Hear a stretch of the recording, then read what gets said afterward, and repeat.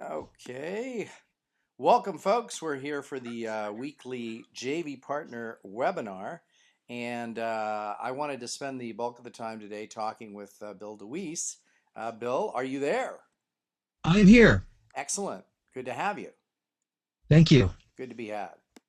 Um, Yes, it so, is. so what I want to do is I want to get right over to, first off, let's look at Bill's voice dash over dash training. By the way, have you been looking at your numbers in terms of search engine rankings? It's been a couple of days, but the last I saw, I think I ranked at number 20 in Google for voiceover training. And my Bing numbers were like number six. Yeah, I saw that you had moved up substantially in Bing and the other ones. And so again, hopefully now, is Ermal already starting to do his magic? Do we know? No, he hasn't started yet. He's running to a delay, but he expects to begin any day. He's actually going to send you and I paperwork to look at, a Okay, proposal, so we can just sign off on everything, the keywords and such. got it. Okay, sounds good. So anyway, can you see my screen now too? Yes, I can. Okay, cool. So let's go over. I mean, the nice thing is you now have a total of, let me just see here because I noticed it. So you doer or congregator. This is your latest blog post that's also in your YouTube channel, right? Correct. Yes. And if we look at this, I mean, the cool thing about it is how many total videos is this up to now for you in your YouTube It's channel? in the 60s. Yep. It's in the 60s. I'm not sure the exact amount, but it's up there. Yeah, so 60 plus videos on, is it VoiceOver Expert? Is that the, Yes, correct. That's my channel. that's the expert on YouTube.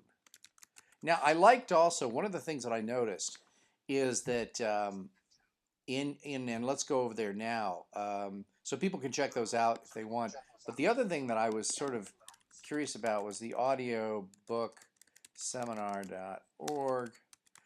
And one of the things that I found that was really, really workable. Stanley um, has not yet put up the video, which I have somewhere here that I can put up for us. And let me just, Oh, you're fast. I just uploaded that a few minutes ago. yeah, open recent. Yeah, let me just see here. What I'll do is, I think, let me just see where that is. I think I've got that somewhere. Let me just find this 1 second. Indulge me here a second. Sure. I Um, don't have it on this computer, but I can download it from box.net. I think that I If you have it need to. right here. Let me just get it. Okay. It is the, Oh, there it is. Audiobook movie. yeah, audiobook video movie. Yep, here it is. So let's just go through here then, and we can critique this for a second here, because there are just a couple of, if I was nitpicking, a couple of minor things. But let's Okay. just look at it. Hey, how are you doing? I'm Bill DeWeese. I'm the voice of projects for Microsoft, Verizon, American Express, Lowe's, Sears, Nestle, National Geographic, Warner Brothers. I've literally recorded thousands of voiceover projects.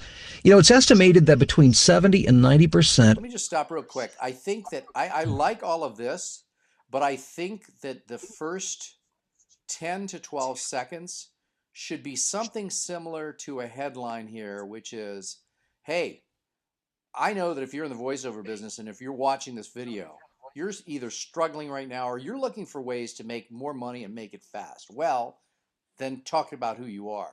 So in other words, I would try and make Okay, yeah. the first 10 to 12 seconds all about them and their biggest needs. Right Right. now it's sort of about all about you and who you Yeah. are. I don't mind More of a that. headline. Yeah, I sort of like the headline. So if you look at the headline here, sort of like, learn from a seasoned pro, if you'd like to, and I might put it in the form of the question, I'd say, if you'd like to learn the latest and frankly the least understood or known, blah blah blah, you've come to the right place. My name is Bill Deweese, and you can add that to it. Okay, that makes sense.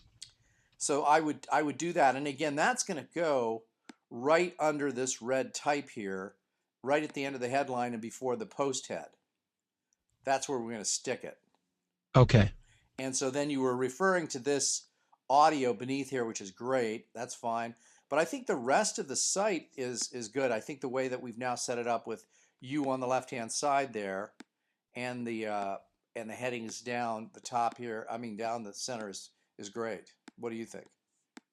Oh, I think it looks, yeah, I'm very impressed. I mean, it just looks really, the layout's really nice. Yeah, it looks really good, and I think that now all we have to do is to get now again one of the challenges that we have here is again until Ermel does his magic, how many total people are on the list?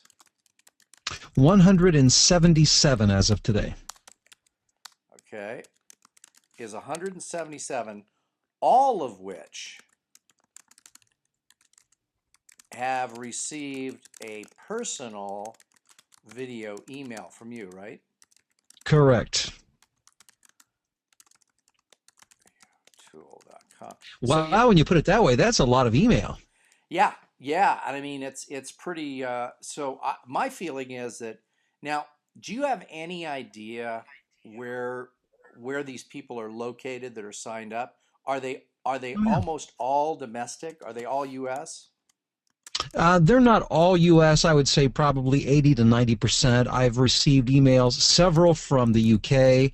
Also, I know of at least one gentleman from India, Ireland. So I'm not sure where else, let's but just say yeah. probably 150 are U.S. Yeah, that sounds about right. Okay, and of those, we don't really know where they are, do we?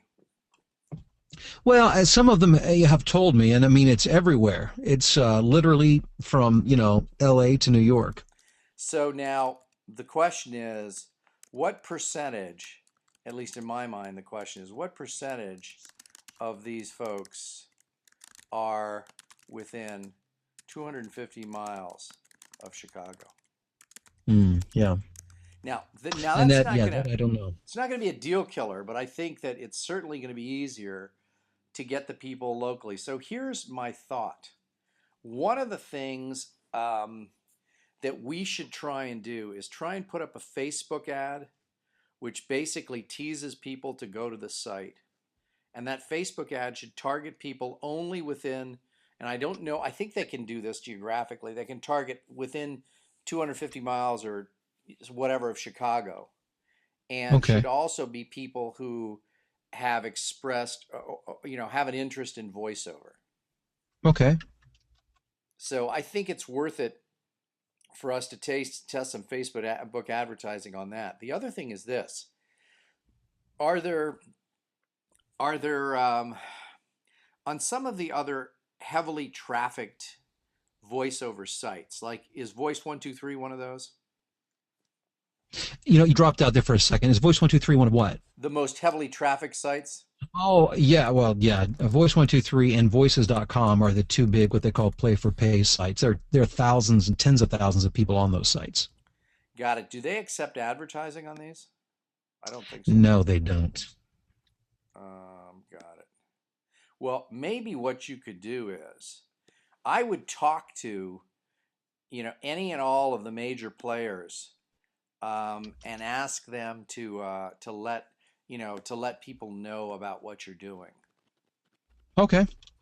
So in other words, so the next thing would be to first off, contact Facebook for geographically targeted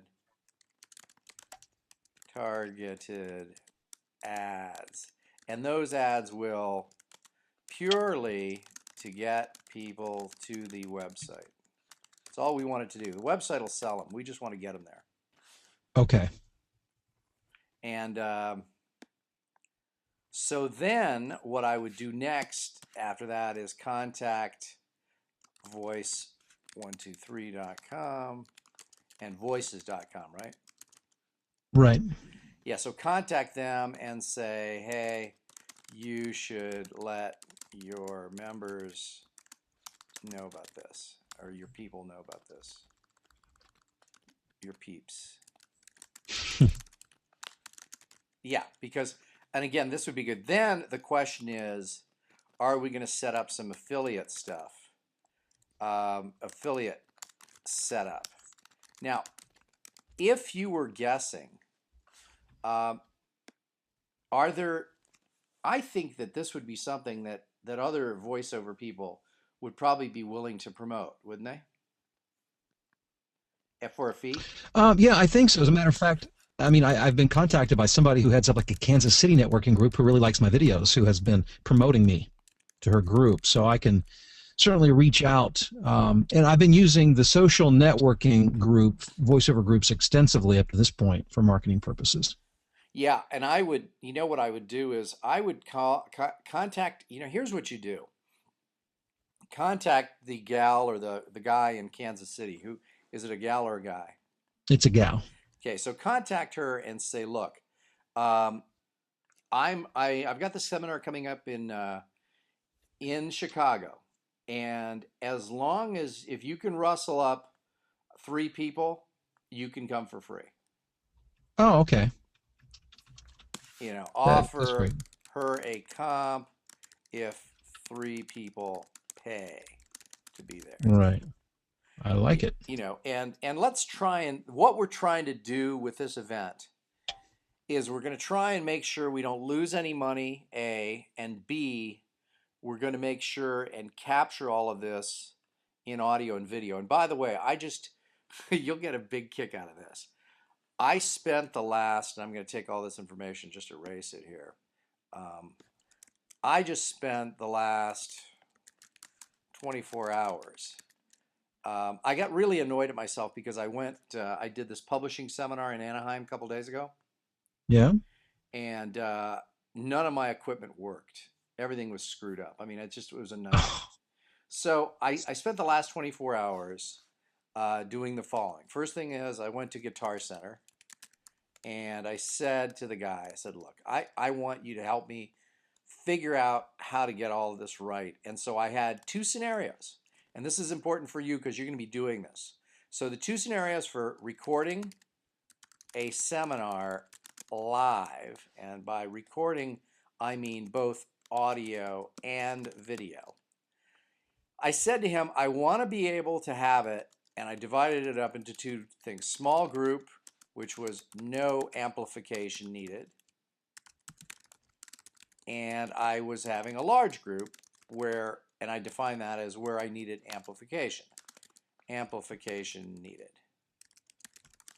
Now, I told him, I said, I want a solution that is, brain dead simple that I can use in both these scenarios. And luckily, I got a guy who I already sent a really nice letter to the company about, who explained to me exactly how I could do this. So, and by the way, I have a new toy that I'm going to use here, which I really think I'm going to be using it for a lot of stuff. So let me try and see if I can do it here, and let's see if where is it? Did it launch yet? No, hold on a second here. Now you got to tell me whether or not you can see this. It's called Decktastic, and Okay. let me see where of course there it is. It's showing up somewhere that I have to move this around a little bit. Let me just put it on there, and let's see if it's going to. It's one of these things where you can tell it to write on top of an application or not. And let me just see if I can get back to Decktastic here and see if, oh, I don't think it's writing on top of the application. Let's see if that did it. 1 second here. Nah. Anyway, I can't get the thing to work, but basically I was going to do a little drawing on here. And Huh. what it allows me to do is sort of like what the Khan Academy guy does. Right. Yeah. Yeah, so you know what? I just don't want to move anything around. But anyway, so what happens is here's the setup. I have a Yamaha mixer, and I'm specifically using I'm going to look over and see my box here. Of course I can't grab it, not close enough to it. It is here it is, MG MG102C. And this has 4 mic XLR inputs, and it has got, a number of different outputs. So here's what happens. I now have made it. I have 4 wireless mics, 2 lavalier and 2 handhelds. Now the thing is that with this particular remote or microphone system I have, it's got one console has got one of each built into it. So each console for the mics, for the wireless mics, each console has a lav and a handheld mic that's associated with it on different frequencies. So I have 2 of those consoles, so I have a total of 4 mics. So the idea would be that the speakers up in front of the group would have lavalier mics, and if there was more than so if you had 2 speakers, you'd have 2 speakers and 2 lavalier mics. Now, then you use the handheld mics. If you had to use them all, one of them, one for me as the, if I'm sort of the overseer of the whole event, and one handheld for the audience. Right. Now, I've got this all set up. I don't have to use all those mics. I can only use one. I can use all 4. I can use whatever combination. But I have 2 lavaliers, 2 handhelds. And I had it set up so that it goes through this Yamaha mixing board here, and I can just be recording or going out from that mixing board into my auto recording device, which in my case is the PMD Marantz, I should say, Marantz PMD 660, and also going to my Canon Vixia camcorder. Now, the thing about this is that if we were to price out, and so here's the reason why we need to bring this up for you, is that we have to figure out whether or not it's going to make sense for you to have your own equipment, and my answer is going to be almost certainly yes. Whether it's for this or that or anything else. So let me give you some of the numbers, and I forget how much the mics were, but let's just assume. Let me give you some numbers that I know. The Canon PMD 660 is $500. The Canon Vixia camera ran around $400. Now again, maybe for this one, it's such that I can even, if necessary, I can ship you all the gear, so you don't have to buy it, because it doesn't. I'm thinking for this seminar coming up, I would love to be there. Although I think that my being there is unnecessary, really. But in terms of this equipment, I think it would be good for you to have the equipment and and know how to use it. Now the thing is, in your case, right, we would not need. Now I also have, as part of my mix here, I also have I'll put it up here.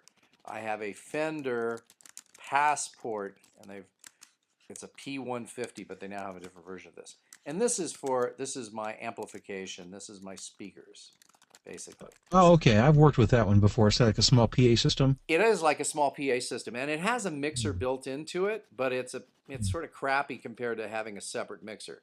So I'm really Yes. only using the Fender Passport P150 for amplifying the sound, not using any of the mixer elements that are on there.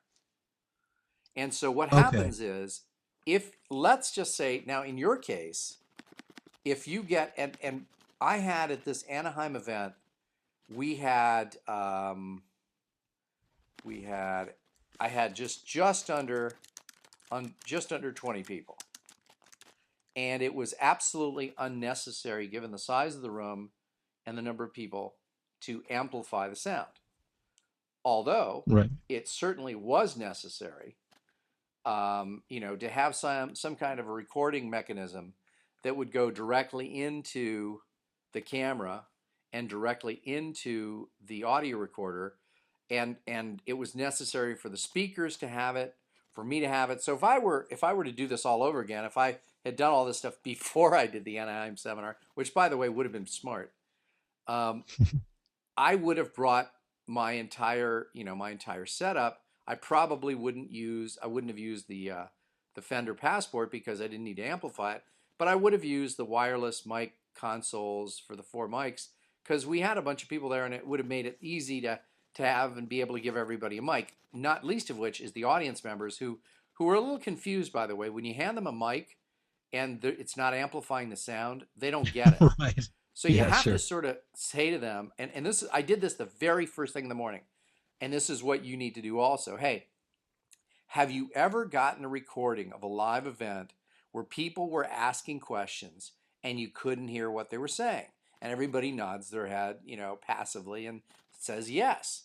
And you say, well, people are going to be buying this program and I don't want them to be disappointed. So you'll pardon me, I said, if I'm very militant with making sure that every time somebody asks a question that we get it on mic. Are you all okay with helping me on that? So you get the audience to buy into the idea that yeah, it's really crappy when you're listening to an event and you can't hear what a person in the audience says, and everybody yeah yeah yeah, everybody agrees. So for the people who are going to buy this, let's not us disappoint them. Us meaning as a group. So I, I I got see. I got buy-in from the audience. Does that make sense? Makes perfect sense. Yeah. So I get them on my side. So then when somebody starts speaking without the mic, I go, wait, wait, wait, wait. And they go, oh, yeah, yeah, yeah. I got to wait for the mic. So in other words, people get annoyed that they have to wait for the mic. But when you've already got them to agree at the very beginning of the day about how this will work and how you're really going to be hurting other people if we don't do it, then they're pretty cool with it. Okay. And I now, see. but they're still a bit confused because they're talking into a mic and they're not hearing that sound amplified. If we're doing it in a group, like I said here, of just under 20 people, which let it be our biggest problem that that's not your case. But I'm suspecting you'll probably have under 20 or 20 people. Right. Right. So with under 20 people, then you're going to use the system that I have here, but you're going to use it without the Fender Passport because you don't need amplification. Okay, I see. Does that make sense? Yeah, it does. It does. And I'm actually going to be doing a video myself on how to hook up all the cables because that's what I went to the Guitar Center for and had the guy show me how to do everything. And actually, he did one thing not quite right. So I got on the phone with the Yamaha people today and they suggested a different solution that was actually much better in terms of which chords were coming out of where. Because the thing about a Okay. mixer, for people who don't know this, and I'm sure you do, a mixer takes a variety of inputs of sounds coming in and then spits them out the other side after you do whatever you want with them. Mix the two together, change it a little bit, whatever you do. That's the purpose of a mixer.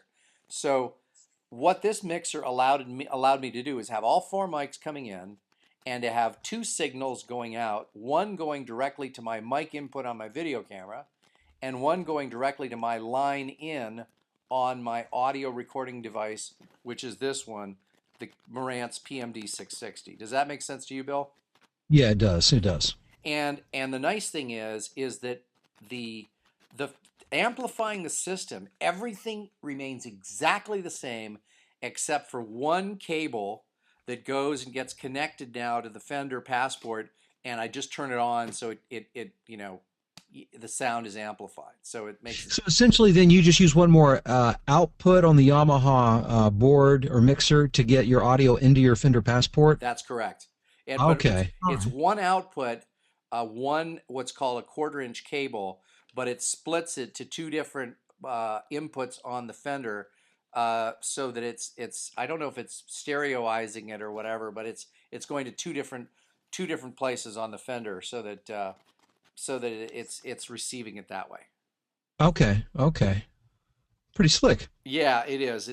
And believe me, it's going to make life a whole lot easier to do things that way. So, and I'm going to put together myself a video showing people, because the biggest pain in the neck is figuring out, okay, well, where do I connect what is this, what does it do? So I'm going to do a video on exactly how to do that. And Okay. and so for your purposes, but again, if we were to price all this stuff out, let me just give you some ideas of what, when it was all said and done, the Yamaha mixer, including all the cables, came to about 150 bucks. Now that's the cables just for that. The mic, the four mics, and the four wireless mics, I think each of those systems was about, I mean, about $400 each. So that means Wow. total for two of them is $800. Now, once you buy this stuff, it's obviously a sunk cost, but I'm just giving you now. Then you also have cables, XLR cables, some other cables, and let's say your cables total $100 total for all the cables you need. Mm-hmm. So, if you were looking to do exactly what I did, you're looking at, some pretty big, some pretty big numbers here if you're only going to use it one time. So in your case, so again, small group, large group, no amplification, and I'm just going to zap that here to show you. So the Yamaha mixer, is 150 bucks. The two wireless speaker systems, $400 each, $800 total. Cables were, and those are a variety of XLR and other cables. There's going to come to $100. So I'm going to, and again, the wireless speaker system has two handhelds and two wireless. I'm just going to kill that. Everybody knows what that is. So then we also have the Fender Passport, which, by the way, you can get something else, but this one is running, I don't know, about $500. Let me just see there. So now we've got, that's the amplification, the Fender Passport. The Marantz is an audio recorder, audio recording device is the Marantz PMD 660, and the camera. And then if you really wanted to put in here, you probably need a tripod, and that again can, let's just put that as, well, $100 to make it easy. So when you total all this up, you're looking at what is that? Over 2,000 bucks. It looks like. Oh yeah, I mean you're That's 12, 1,000. That's 17, 1,500. That's closer to 2,300. 3,000. Yeah, but more like $2,500. Yeah. Investment. Now, here's the thing. If you were doing these 3, 4, 5 times a year, probably be a good idea to have it all. Right. Until then, not a good idea to have it all. Not a good idea to spend that kind of money up front to do this. So I'm sure that you can probably get a hold of from a friend, or you may have one yourself, one of the a decent tripod, right? And I have one. Okay. So you have a tripod. I can take all of this other equipment and, have videos and stuff to show you how to use it and ship it all to you. And even if we sent it FedEx back and forth, it'd be a lot cheaper than me flying out there. Right. Okay. And so I think it might be a good idea for us to consider doing it that way. Okay. Because Okay. by the time you say, oh, well, I'll just hire a crew to do that. Well, then we're going to, it's going to be tough to make money on the event because the crew is going to get most of it. Right. So Absolutely right.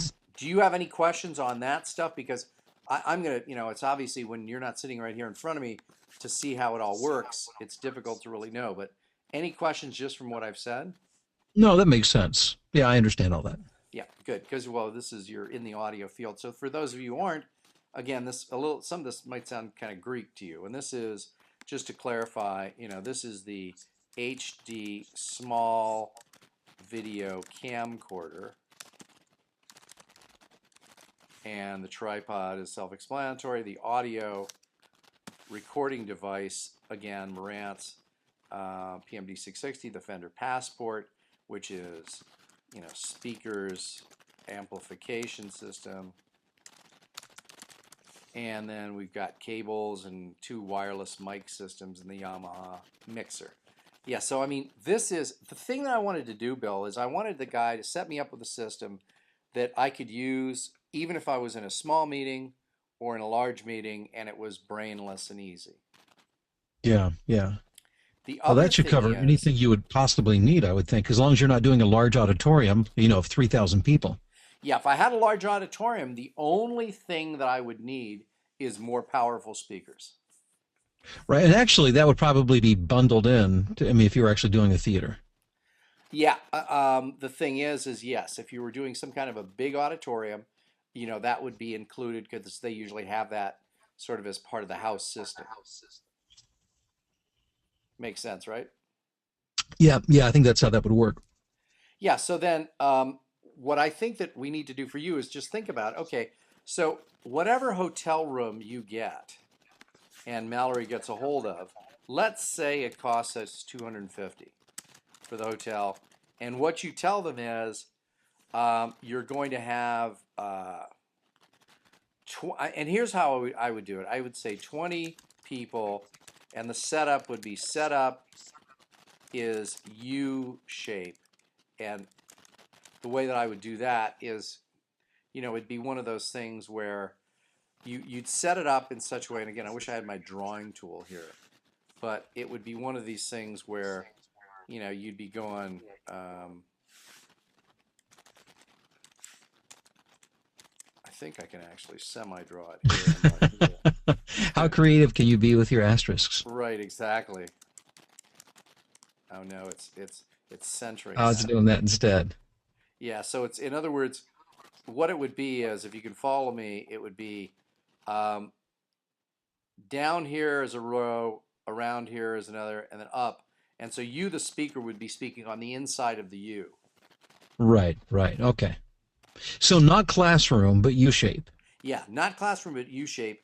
And the reason why Okay. is uh, there's the the classroom style setup is a good setup if you've got a lot of space. What happened in Anaheim is they put me in a room that they charged me $650 for that I only used 1/3 of it. Oh, So I wish that I had been able to rent 1/3 of it for $250. I would have been much happier, right.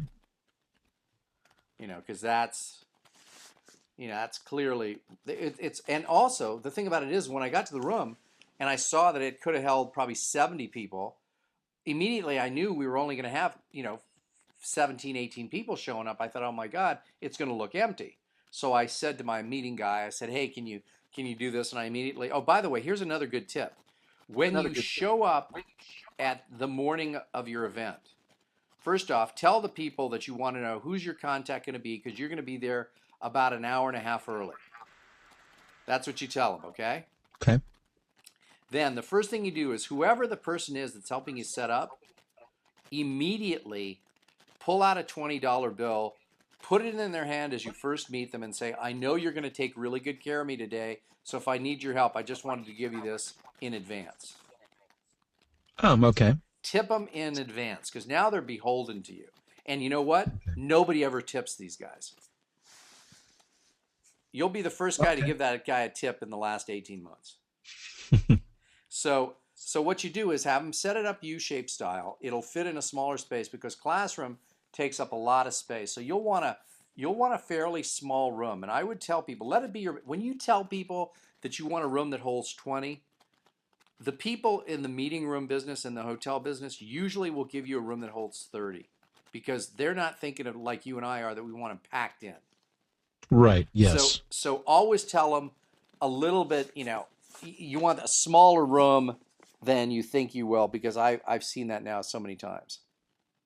Okay. Um, Okay. Other questions on that for you from you on that issue? No, U shape and go smaller rather than larger. That makes sense. Yeah, and again, you're sticking with the good facilities. I mean, I know you're looking Right. at double trees and In the Hyatt Hyatt. and yeah, similar Yeah. equivalents. Yeah. So what we'd Hilton. call somewhat upscale facilities, Right. because again, you Yeah, hold we, it in we a left Motel Hotel 6 Six off or that, or Motel 6 off of that. Yeah. yeah, I mean Motel Six or a Super Eight, and then people are like, "What the heck is that?" Right. Trust me, I've done it. And the worst, I mean, one of the ones I did, it's still pretty low rent, but they actually had a good facility. Was a Best Western, but it all depends.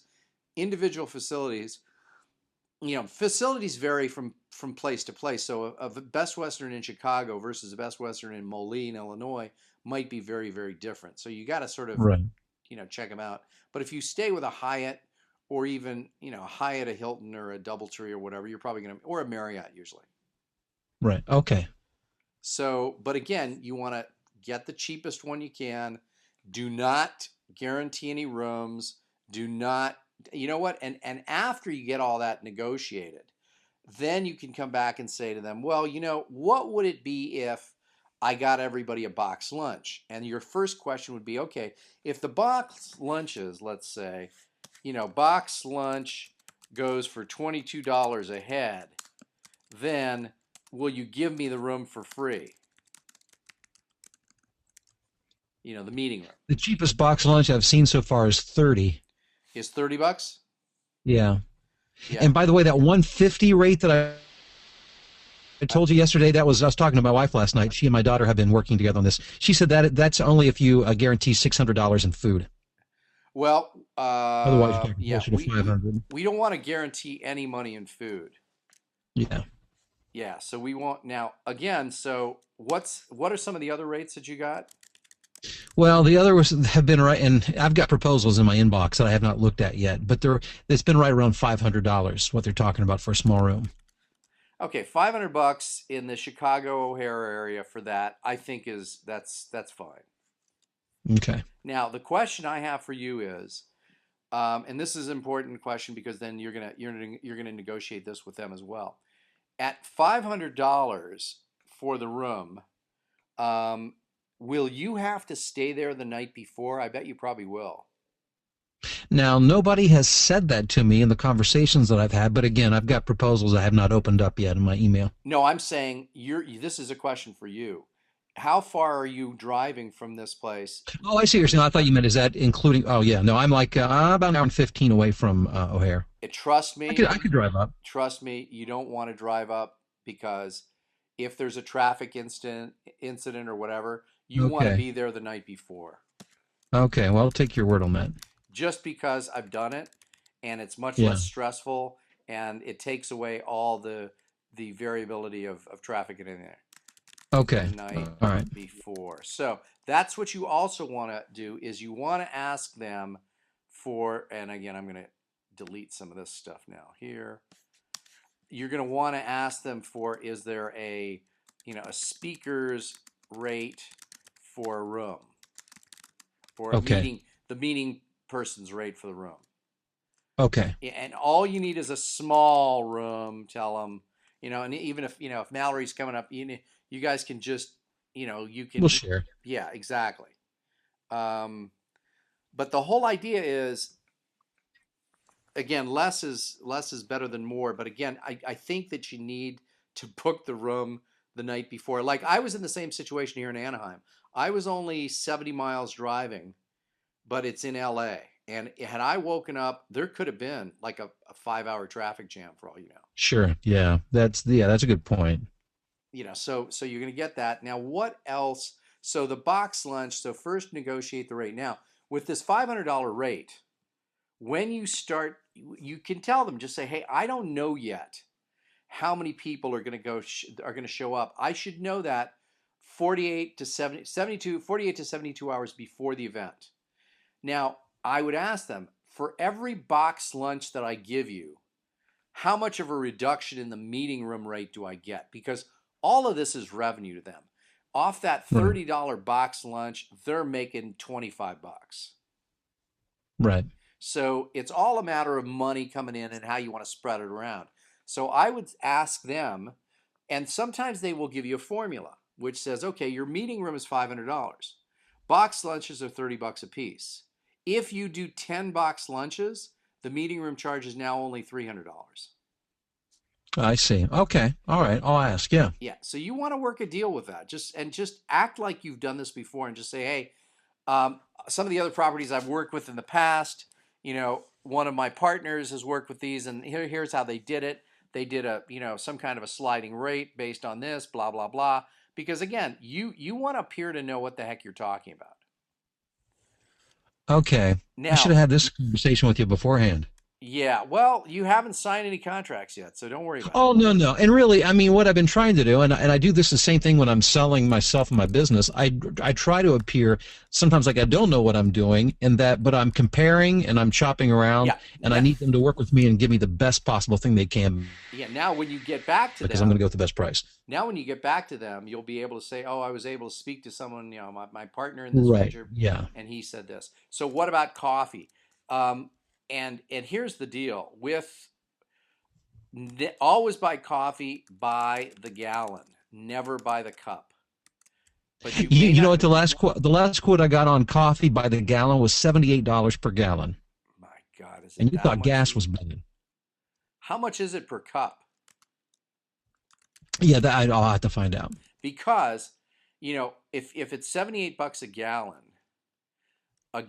usually goes for a gallon usually does what's that, 10 or 12 cups, I think.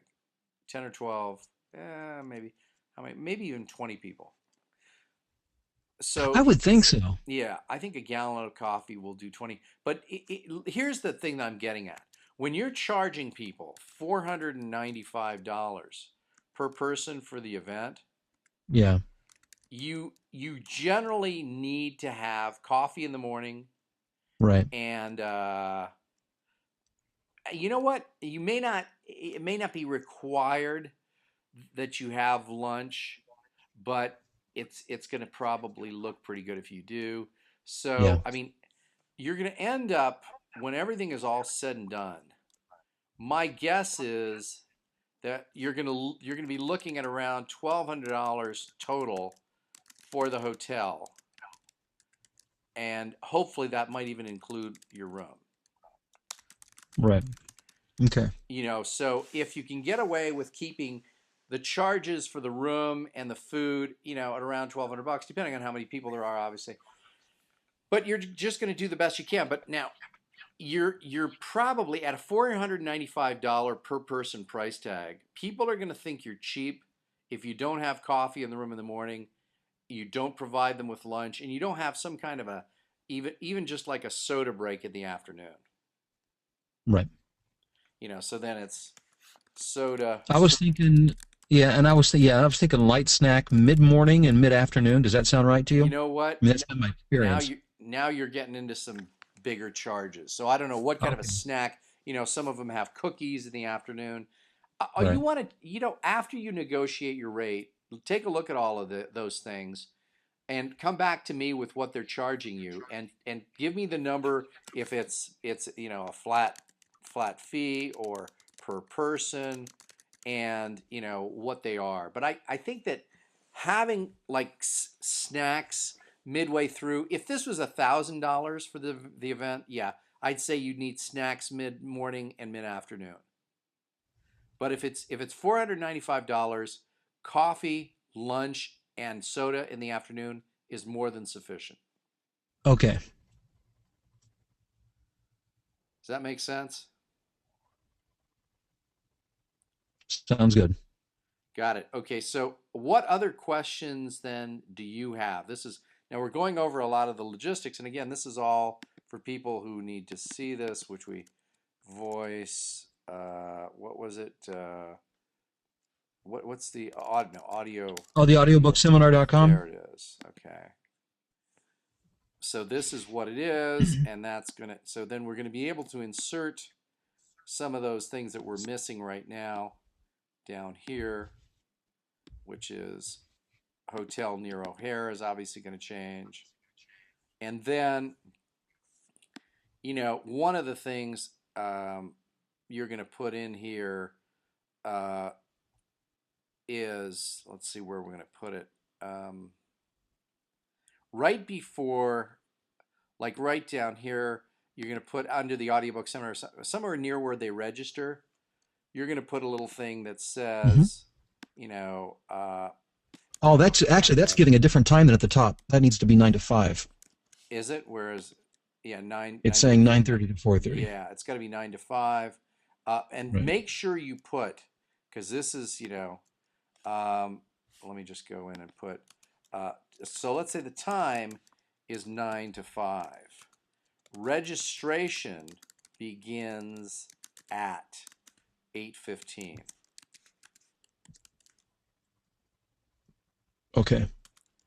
Seminar starts promptly at 9 a.m. sharp and started at 9 a.m. Okay. And then then the 1 hour or so for lunch. So I usually go, I go 9 to 12, 1 to 2. I mean, sorry, 12 to 1 is lunch, and then 1 to 5 is back for the seminar. Okay, and make sure that you give people breaks at at least every 90 minutes. And usually what happens is it works like this.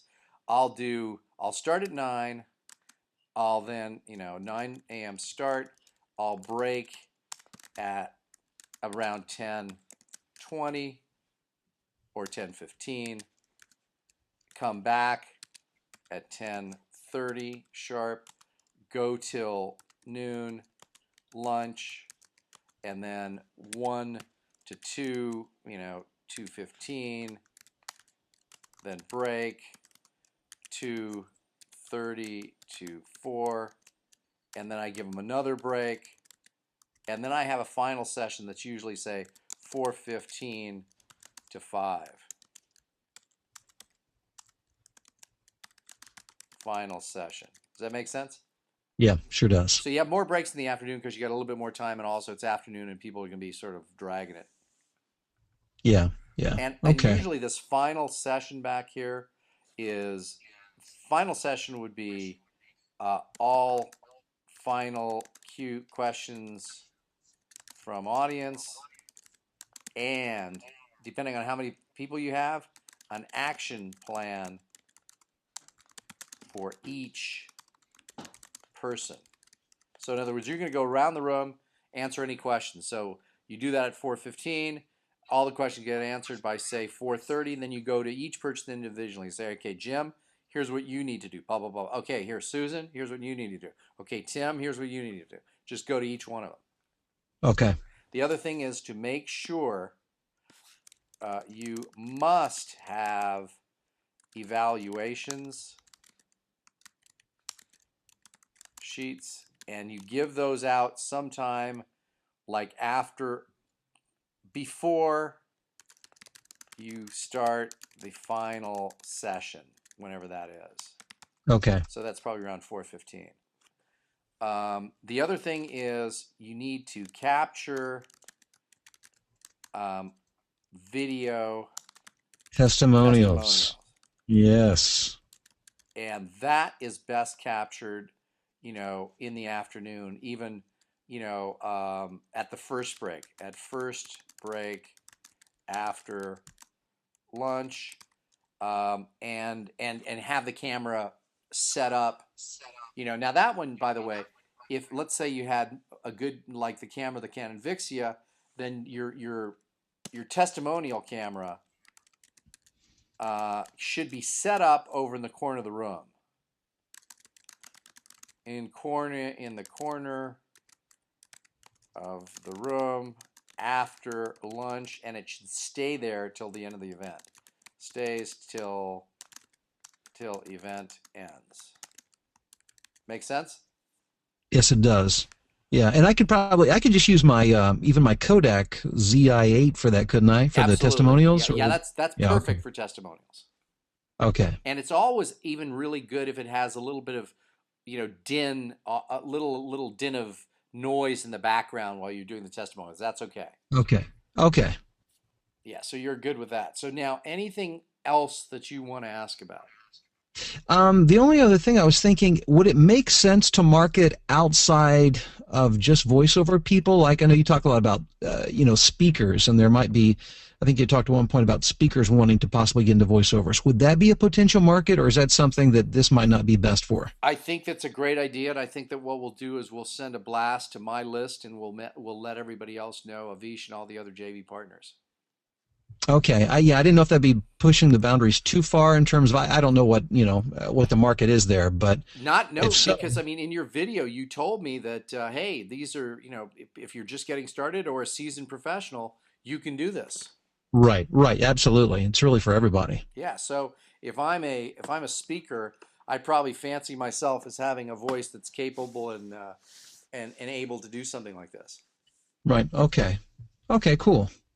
Well, I'm excited. I'm a little nervous just because it's the first. I mean, I used to teach 4 hour classes at a stretch, and I always enjoyed that. But I've never done a full day seminar, so this will be a new thing. But I'm very excited about it. Yeah. Well, it'd be great because the other thing, of course, one of the things that's really cool about this is after it's done, you have an amazing product to sell. Right. Right.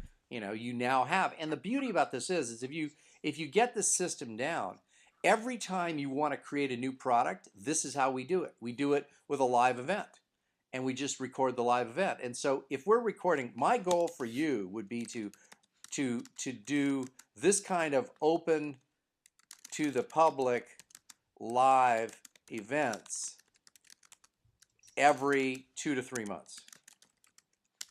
Okay. So about so 4 to 5 a year. 4 to 6 a year, yeah. Okay. Yeah, Yeah, four to somewhere in the, six. Good math. yeah, and I mean, think about it. Once you do that, you're gonna start to accumulate some really, really good product stuff, and it'll be easy to fill the funnel with all the different kinds of products and price points that you'll want. Right, right. And now at some point, and I don't know that now's the best time, but whenever you think would be a good time, I'd like to talk about, you've talked about selling from the stage. Yeah, And I do have the video product, the playbook, and I plan to put together a pretty comprehensive directory that could be sold of prospective clients yeah. Well, I think all that's good. Do me a as favor. Have well. you read my the Selling Products from the Platform book yet? I did back actually before I met you, and so it's been about a year. Okay, I would take a look at that again. And in order for me to help you with that, the first thing you need to do is take create an order sheet. Now, when you create that order sheet, it should have usually no more than two options because three options even gets confusing. So two options. So option number one, we're talking price point, should be right about the same price point as a seminar itself. So let's say this option is a $500 for option one. Option number two is it can be what I would do for option two is I would make this a 1997 option, but give people with for easy payments possible. Now, if they want to buy it all at once, you'll give them a $250 discount for cash up front. Okay. Now the question is, what are you going to put into those? And that's something we can discuss later, and we can sort of figure out what would go into the option one and the option two. Okay. And by the way, when you pitch these, which one do you pitch first? I would say you start with the big item, option two. Yep, because then the other item seems less expensive. Relatively, yeah, Yeah. right. Okay. Sounds good. Any other Makes sense. questions? All right. Well, we're ready to rock and roll.